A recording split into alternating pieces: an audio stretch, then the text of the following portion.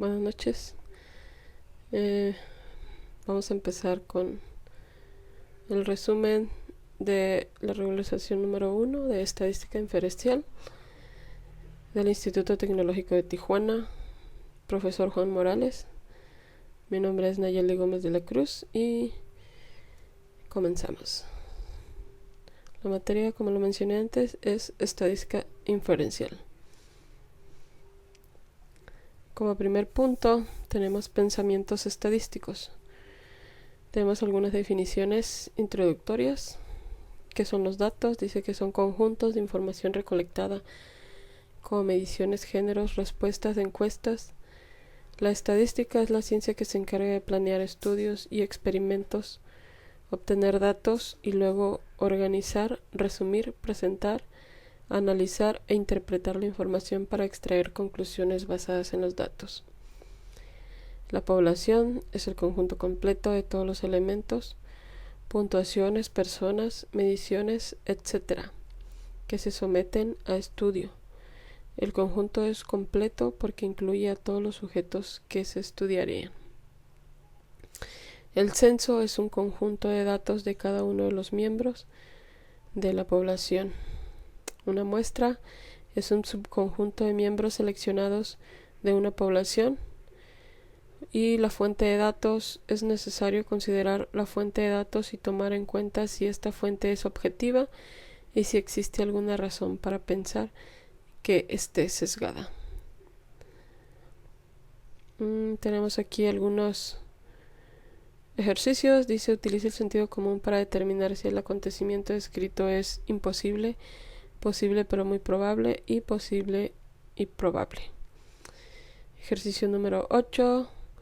Dice: multa por exceso de velocidad. Mientras conducía a su casa de Connecticut, David Liederman fue multado por conducir a 205 millas por hora en una ruta con un límite de velocidad de 55 millas por hora. Como respuesta le puse que es posible, pero muy poco probable, ya que la velocidad no concuerda con la velocidad establecida. El ejercicio número 9, semáforos mientras conducía por la ciudad. Mario Andretti se encontró con 3 semáforos consecutivos y todas estaban en verdes. Puede ser posible, pero muy poco probable, ya que es raro ver semáforos sincronizados que agilicen el tráfico. Esto suele pasar en raras ocasiones, pero no es algo que siempre pueda ser posible. El ejercicio número 10, Día de Acción de Gracias. El año próximo, el Día de Acción de Gracias caerá el lunes. Es imposible porque este día se celebra cada cuarto jueves de cada noviembre. Entonces, nunca puede caer en un lunes. No hay una fecha establecida. Ahora pasamos al 1.3, tipos de datos. Determina si el valor dado es un parámetro o una estadística. Vamos a ver algunas definiciones. Un parámetro es una medición numérica que describe algunas características de una población. Estadístico es una medición numérica que describe algunas características de una muestra. Tenemos el ejercicio número 8, dispositivos para cruzar la calle. En la ciudad de Nueva York hay 3.250 dispositivos para cruzar las calles. Los peatones tienen que presionar un botón de dichos dispositivos ubicados en las intersecciones de tránsito para controlar las luces del semáforo. Se descubrió que el 77% de los aparatos no funcionan. Según datos del artículo For Exercise in New York Fidelity Pushbull de Michelle Lu, New York Times. De acuerdo a esta información, pues sería un parámetro, porque pues los estudios se basan en los aparatos que no son funcionales. Tenemos ejercicio número 10, una tabla periódica. El peso atómico promedio o la media del peso atómico de todos los elementos de la tabla periódica es de 134.355 unidades de masa atómica unificada. Esto pues es un estadístico, porque el análisis es en base a una muestra, la cual es tomado por el promedio. Como lo dice en su definición, es una medición numérica que describe algunas características de alguna muestra. Entonces, es por eso que el ejercicio número 10 es un estadístico. Tenemos algunos otro ejercicio. Los datos en el análisis de datos estadísticos son básicamente de dos tipos: datos continuos y datos discretos. La información continua es la que no puede ser contada. Por ejemplo, la intensidad de la luz puede medirse pero no puede conectarse. Eso es algo que ya sabemos, y por lógica pues no lo podemos contar. La información discreta es aquella que puede ser contada. Es lo viceversa a la información continua. Y un ejemplo de ellos es un ejemplo de bombillas. Pueden ser contadas. Como ejercicio número 18 tenemos presión sanguínea. Se elige una mujer al azar y cuando se mide su presión sanguínea se obtiene una presión sistólica de 61 milímetros.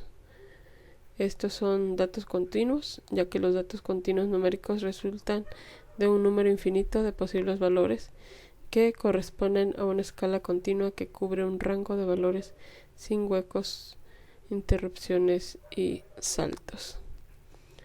Como bien dijimos, ese es el resultado del ejercicio número 18.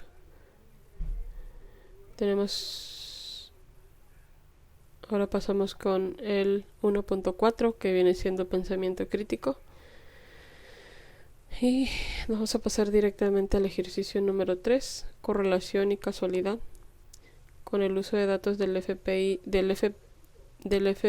y de la Oficina Alcohol, Tabaco y Armas de Fuego, Bureau of Alcohol, Tobacco and Firearms, métodos estadísticos demostraron que para los diferentes estados de Estados Unidos existe una correlación o asociación entre los números de armas automáticas registradas y la tasa de homicidios. Podemos concluir que un incremento en el número de armas automáticas registradas causa un aumento de la tasa de homicidios. ¿Podríamos reducir la tasa de homicidios disminuyendo el número de armas automáticas registradas? Pues no podría, porque una correlación entre estas dos variables no existe. Dos variables no aplica que una sea causa de la otra, ya que no es necesario el uso de arma para cometer un homicidio. ¿Qué quiere decir con esto? Que no necesariamente con un arma tú puedes matar. Pueden con la mano, un golpe. Entonces no necesariamente tiene que ser un arma para que pueda ser contado como un homicidio. Pasamos al ejercicio número 8, prueba sesgada. En el caso judicial Estados Unidos contra la ciudad de Chicago, un grupo minoritario falló en el examen para ocupar el cargo de capitán de bomberos en una tasa mucho más alta que el grupo mayoritario. Conclusión: el examen está sesgado y provoca que los miembros del grupo minoritario tengan una tasa de falla mucho más elevada. En este caso, para mí, pues se determina como conclusión alterna, ya que los datos proporcionados no fueron los correctos, y para afirmar la idea sería un tanto contradictorio para afirmar que el examen se realizó de manera adecuada. Entonces, esa es mi respuesta. Tenemos ejercicio número 15. Cascos para motociclistas. El Senado del estado de Hawái celebró una audiencia para consolidar una ley que obligaba a los motociclistas a usar cascos. Algunos motociclistas testificaron que habían participado en choques donde los cascos resultaron inútiles. ¿Qué grupo importante no fue capaz de testificar? Véase A Selection of Selection Anomalies de Weiner, Palmer y Broadlow en Chance, volumen 11, número 2. En este caso, pues considero que el grupo más importante de testificar son los usuarios. Y pues los que no fueron capaces de testificar, pues fueron las personas que fallecieron, que de nada les sirvió utilizar el casco que traía.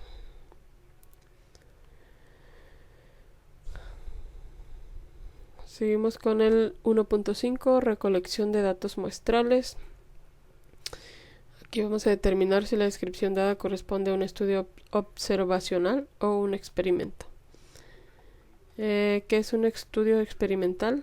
Consiste en tomar mediciones del sistema en estudio, manipular el sistema y luego tomar mediciones adicionales usando el mismo procedimiento para determinar si la manipulación ha modificado los valores de las mediciones. El estudio observacional no implica manipulación experimental. En su lugar se recopilan datos y se investigan las correlaciones entre los predictores y la respuesta. Entonces pasamos al ejercicio número 4, muestra de conveniencia. El autor realizó una encuesta entre los estudiantes de clases, les pidió que indicaran si eran zurdos o diestros. Es probable que esta muestra de conveniencia arroje resultados que sean típicos de la población. Es probable que los resultados sean buenos o malos. La calidad de los resultados de esta encuesta refleja la calidad de las muestras de conveniencia en general.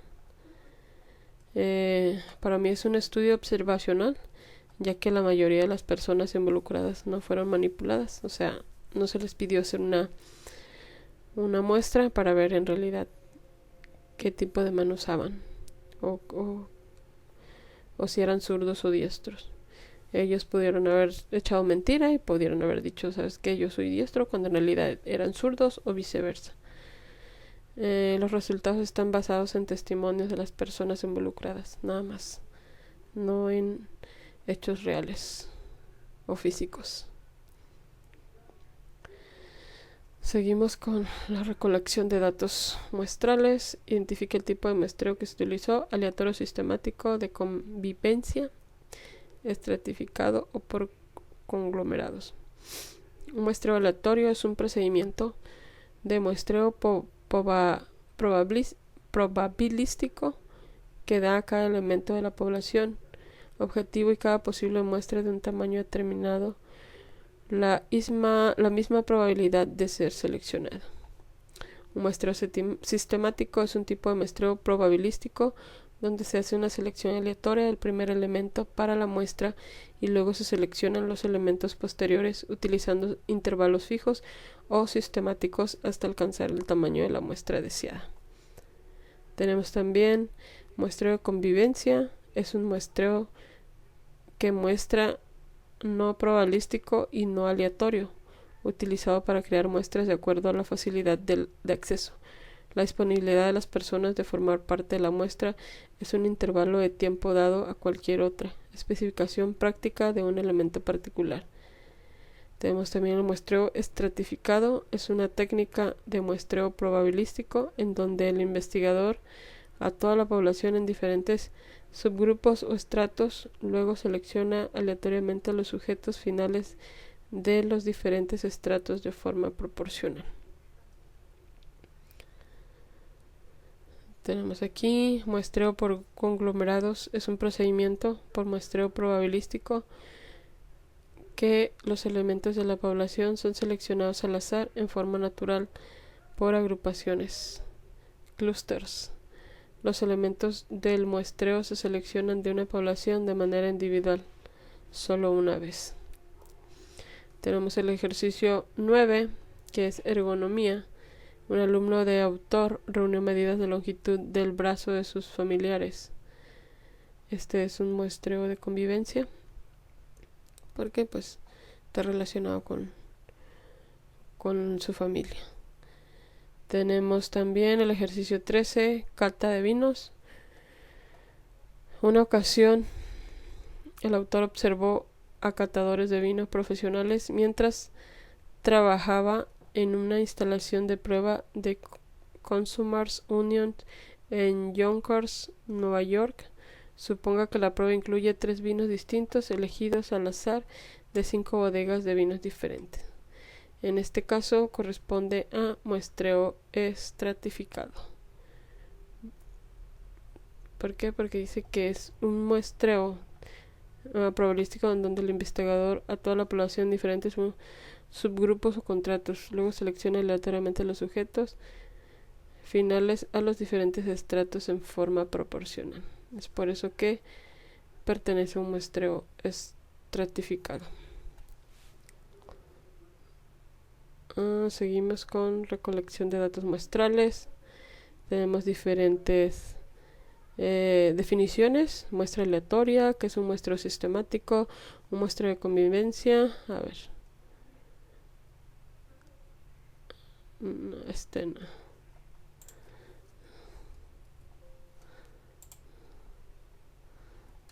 Vamos a eliminar. Seguimos.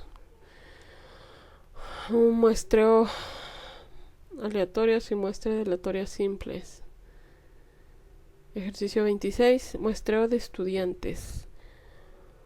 Un salón de clases alberga 36 estudiantes sentados en 6 filas diferentes, con 6 estudiantes en cada fila.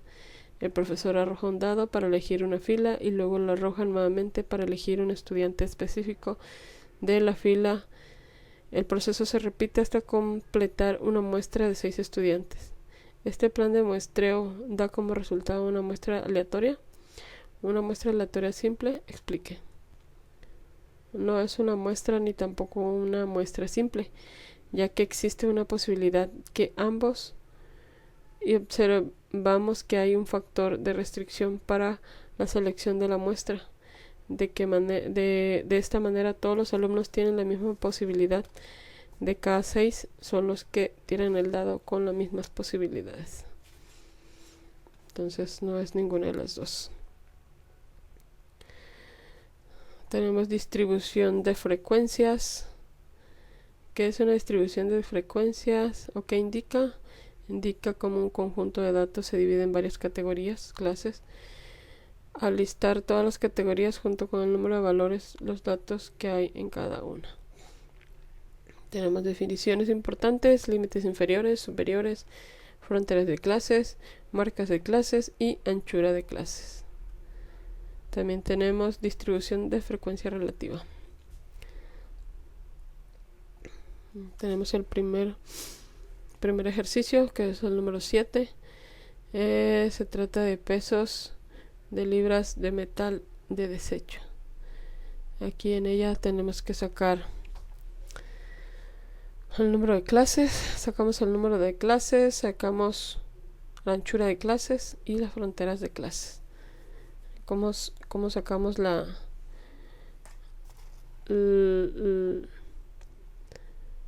anchura de clases? Pues nada más es hacer la resta entre 0 menos 99. A ver, vamos a hacerlo.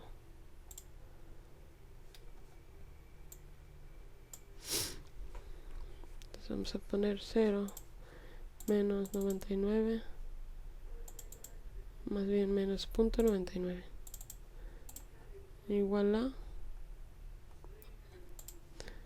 es 0.99 menos 0 igual a 99, es el que tenemos aquí. Y este resultado tenemos que dividirlo entre 2. Entre 2, 4.95. Seguimos con el siguiente. Tenemos 1.99 entre menos 1. Igual, sale lo mismo. Y lo dividimos también entre 2. Entonces, así sucesivamente. El 2, vamos con el otro. 2.99 menos 2. De igual manera nos da 0.99. Y pues también tenemos dividirlo 0.495. Seguimos con el 3.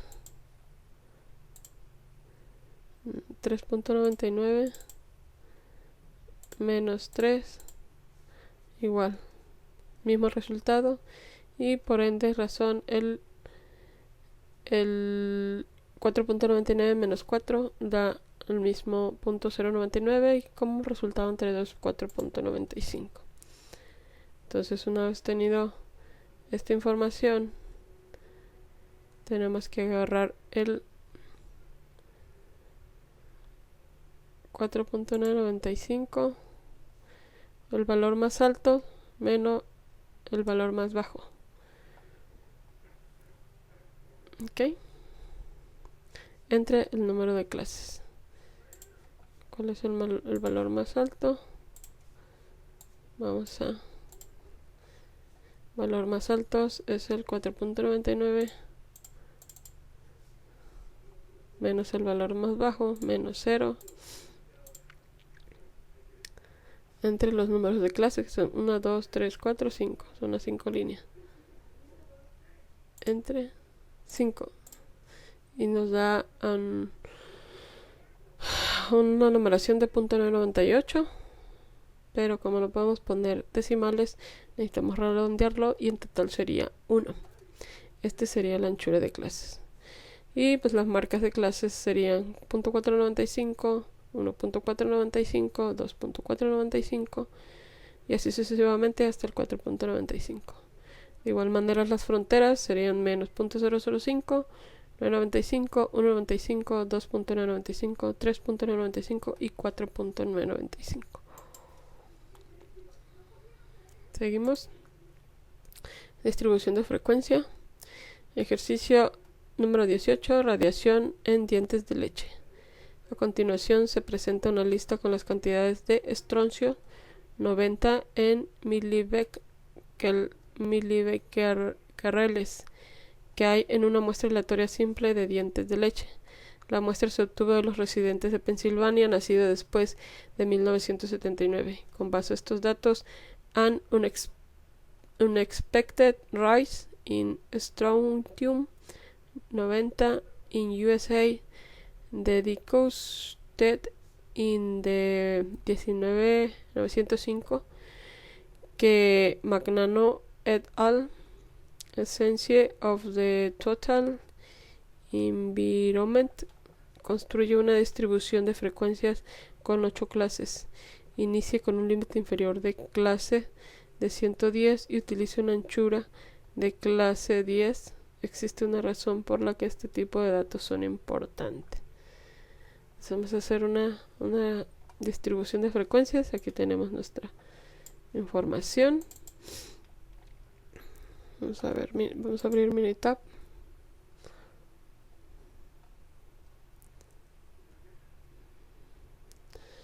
Aquí lo tengo previamente cargado. Tenemos los 40 datos.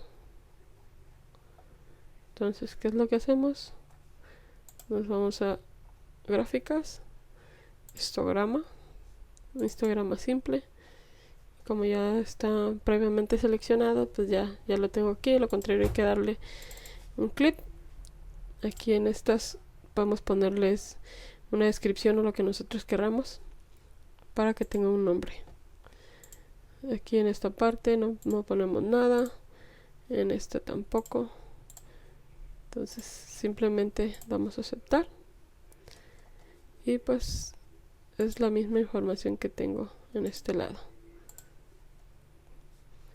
Aquí vemos las numeraciones.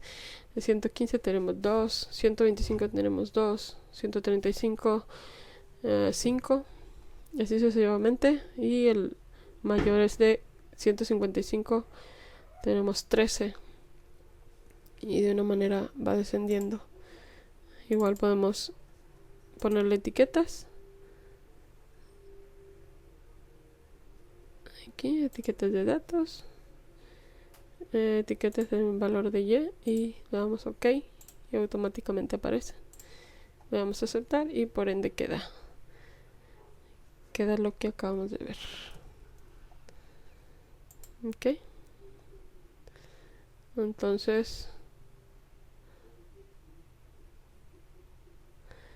Esa sería la respuesta. Seguimos con el ejercicio número 24. Como parte del proyecto de Garbage en la Universidad de Arizona, se analizó la basura deshecha de 62 hogares. Remítase los 62 pesos del papel desecho en el conjunto de datos 22 del apéndice B y construya una distribución de 4 libras. Parece que los pesos del papel desechado tienen una distribución normal. Compare los pesos de papel desechando con los pesos de metal desechado, consultando la distribución de frecuencias del ejercicio 7. En esta pues existe una gran variación en ambos datos. Más adelante se los voy a demostrar, ya que viene relacionado con otro ejercicio.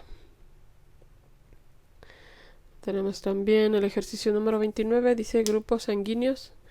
A continuación se presenta una lista de los grupos sanguíneos O, A, B y AB de donadores de sangre elegidos al azar, con base en datos del Greater New York Blood Programs.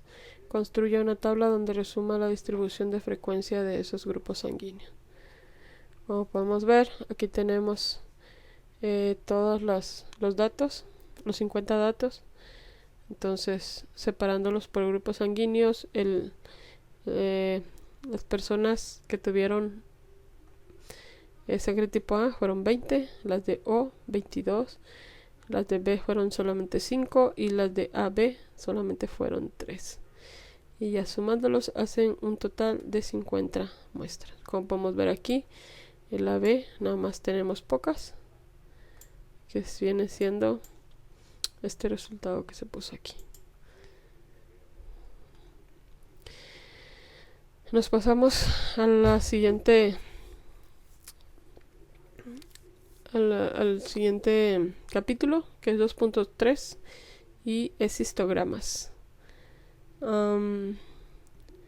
Los ejercicios son de la página 57 a la 59 y resolver ejercicios 15, 16 y 17. Vamos a resolver 3 ejercicios. ¿Cuánto mide un tornillo de 3/4 de pulgada?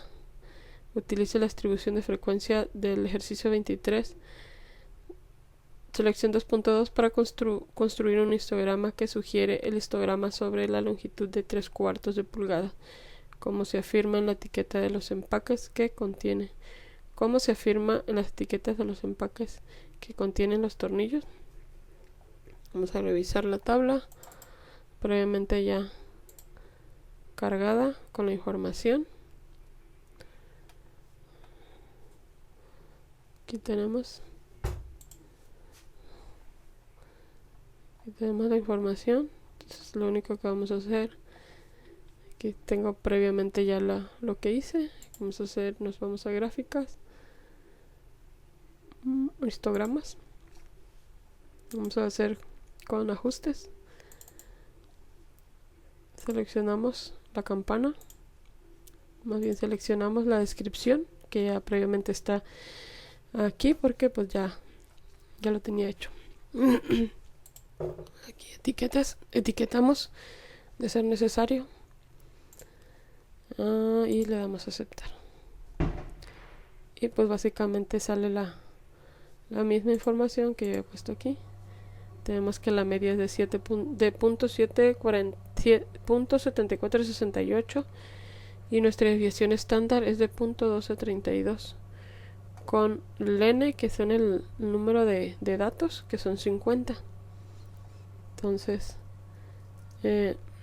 dice que sugiere el histograma sobre la longitud de 3/4, como se afirma en la etiqueta de los empaques que contienen los tornillos. Entonces lo que vemos aquí,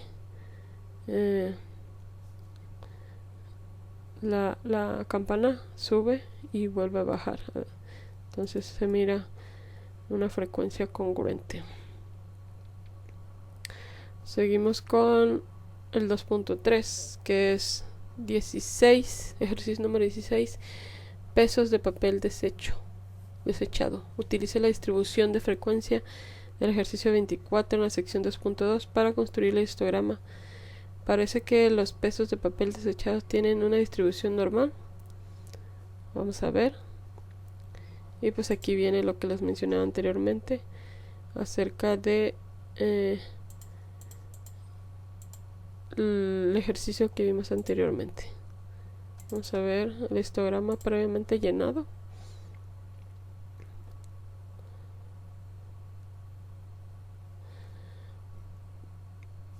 Aquí lo tenemos. Son 36 datos.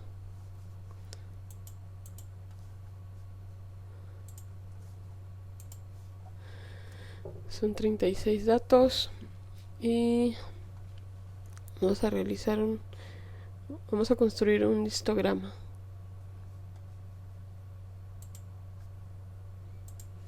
Aquí lo tenemos, sencillo, pues ya tenemos cargado los datos. Vamos a gráfica, histograma, nuevamente con ajustes. Aquí tenemos pesos de papel, la escala, pues no, etiquetas, pues ya lo tenemos. Aquí pues son otras situaciones, entonces aquí no le vamos a hacer nada, simplemente le vamos a dar a aceptar. Y pues ahí tenemos nuestro histograma. Pues ya aquí lo vemos. Tiene una media de 9.950, desviación estándar de 4.17 y el número de datos pues son 36. La frecuencia del papel desecho es de 5 y da una cantidad de 2.99 y así sucesivamente. Esas frecuencias son 5, 8, 11 y 1 y papel desecho 2.99, 6.995, 10.995, 14.995 y 18.995. ¿A qué se debe esto? A que en la anterior dice que la anchura de clases era de 4. Ok. Entonces seguimos con la página con histogramas. Puntuaciones que otorga FICO. Utiliza la distribución de frecuencias del ejercicio 25 en la sección 2.2 para construir un histograma. Parece que el resultado es una distribución normal. ¿Por qué? Vamos a ver.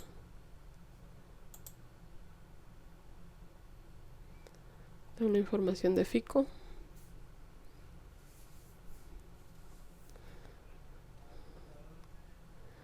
Entonces, una información de FICO. Información de FICO. Ok. Parece que la distribución no es normal porque la gráfica no es simétrica. Vamos a ver. Aquí lo vamos a ver. Miren, como podemos ver. Tenemos los datos. Tenemos 100 muestras que nos dio el libro que nos encarga el profesor y que lo tenemos en la plataforma. Entonces, como podemos ver, lo único que tenemos que hacer es igual un histograma, lo marcamos con ajustes, aceptar, FICO y aceptar. Aquí lo tenemos, es la misma que tengo arriba y pues como podemos ver no es algo que esté parejo. Entonces es algo que no es normal. Seguimos con ejercicio 5 de gráfica de puntos. Construye una gráfica de puntos de las cantidades de estroncio 90. ¿Qué sugiere la gráfica de los puntos acerca de la distribución de esas cantidades?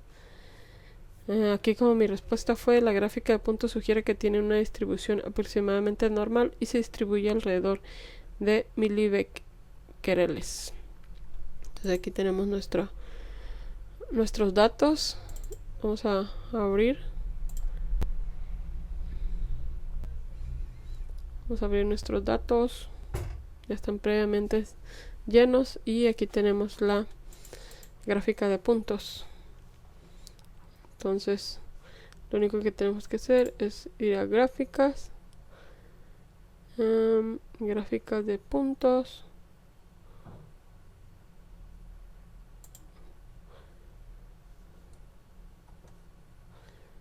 A ver, vamos a ver. Aquí tenemos.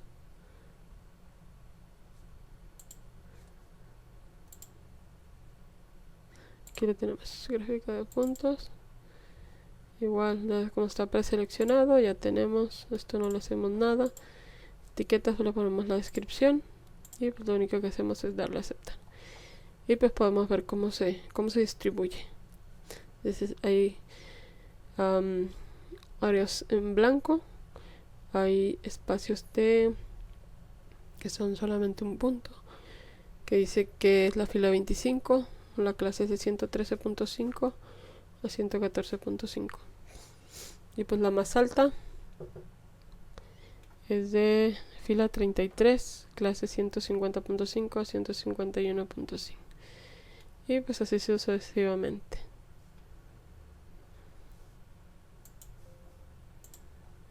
Entonces seguimos. Vamos a irnos con el polígono de frecuencia. Son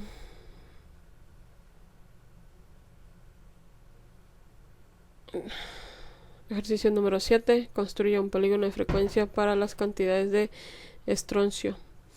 Guión 90. En el eje horizontal use los valores que marca de clase de los intervalos de clase de distribución de frecuencia incluido en el ejercicio 18 de la sección. Entonces aquí tenemos que fue lo que hicimos, pues sacar la información, sacar los datos por medio de estos. Entonces aquí está previamente llenada. Tenemos de 110 a 119, es lo que tenemos aquí. Y como hicimos para sacar la marca de clase, simplemente es sumar y dividirlo entre 2. A ver, vamos a hacer una muestra. Es 110 más 119 entre 2 nos da una marca de clase de 114.5. Y así sucesivamente. Tenemos una clase de 10 que se ve reflejada. 114, 124, 134, 144, 154 y así sucesivamente hasta llegar al 184.5. Y en frecuencias pues fueron 2, 2, 5, 9, 13, 6, 2 y 1. Como lo hicimos, simplemente nos vamos a gráficas de barra. En este caso vamos a seleccionar valores de una tabla porque tenemos los valores ahí. Entonces aquí vamos a seleccionar frecuencia, ya está previamente llenado. Vamos a seleccionar frecuencia y en variable categórica vamos a seleccionar marca de clase. Escala, pues no hacemos nada. Etiquetas, pues como ya sabemos, lo podemos poner aquí una descripción. En este caso lo dejo para que sea automático. Y le damos a aceptar. Y pues así sale nuevamente la gráfica de frecuencia. Y pues podemos ver la tendencia que tenemos por medio de esta gráfica.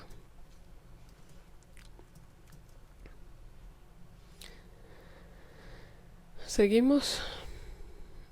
Entonces las marcas de clase son 114.5, 124.5, 134.5, 144.5, 154.5, 164.5, 174.5 y 184.5.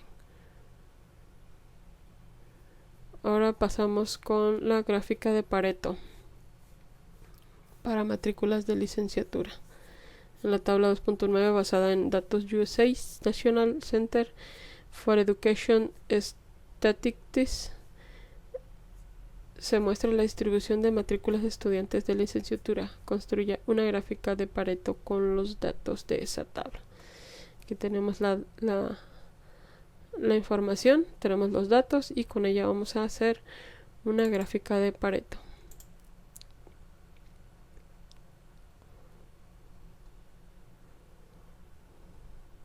Aquí está previamente llenada.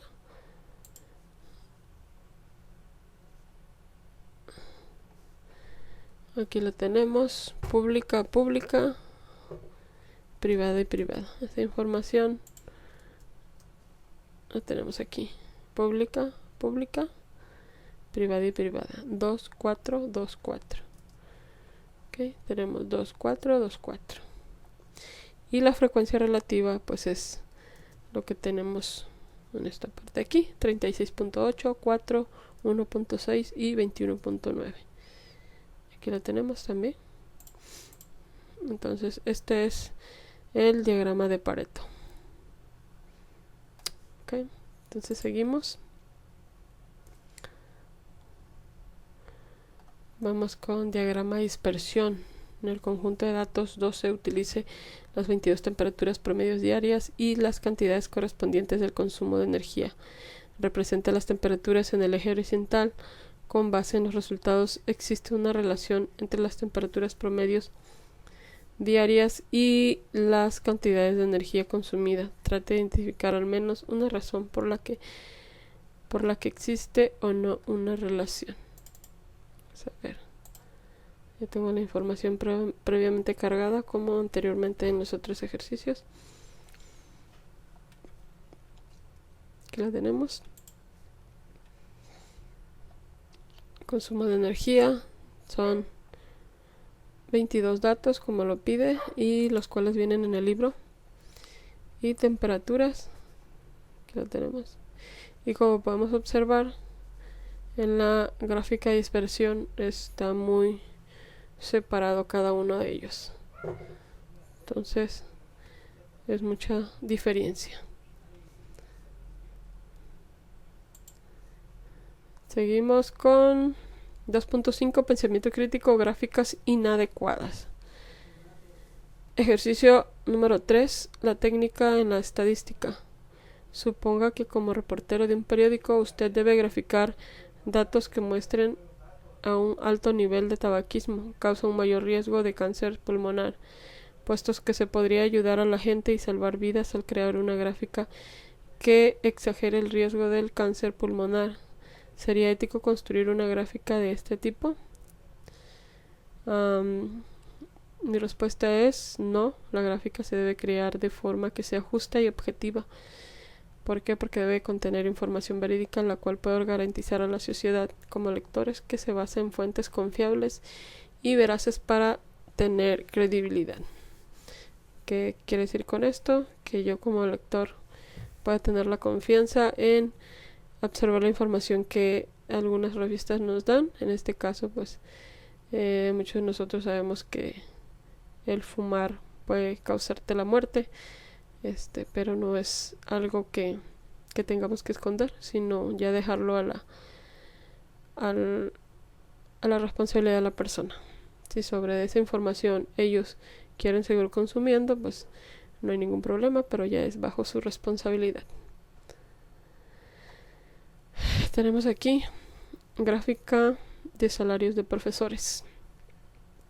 Observa la gráfica donde se comparan los salarios que reciben profesores de uno y otro sexo en universidades privadas con base en datos del Departamento de Educación de Estados Unidos. ¿Qué impresión crea la gráfica? Describe los datos de forma imparcial. Si no es así, construye una gráfica que describa los datos de forma objetiva. Se aprecia aquí en esta gráfica, pues luego se aprecia que el salario mayor tiende a inclinarse al sexo masculino, que viene siendo el de hombres. Vamos a hacerlo un poquito más grande aquí, y pues el de las mujeres se mira muy abajo. Entonces no ocupamos hacer ninguna otra gráfica, ya con la pura gráfica que tenemos a simple vista se mira la diferencia. Se mira bien claro la proporción de los datos que fueron dados. Entonces este es desafortunadamente los datos de las que se ven en los profesores de universidad. Seguimos con Ejercicio número 8. Gráfica de consumos de petróleo. En la siguiente gráfica utiliza cilindros para representar los barriles de petróleo consumidos por Estados Unidos y Japón. La gráfica distorsiona los datos o los describe de forma imparcial. ¿Por qué? Si la gráfica distorsiona los datos, construye una gráfica que los represente de manera objetiva. De igual manera, en este ejemplo es algo muy representativo, que al convertirlo a una gráfica objetiva, podemos ver que es el mismo variable. Estados Unidos tiene un consumo 3 veces mayor al de Japón, ya que la diferencia es de un 20 contra un 5.4 de Japón. Y pues por mi parte sería toda esta la información. Es algo muy importante que debemos de saber día a día. Y pues por mi parte sería todo. Gracias.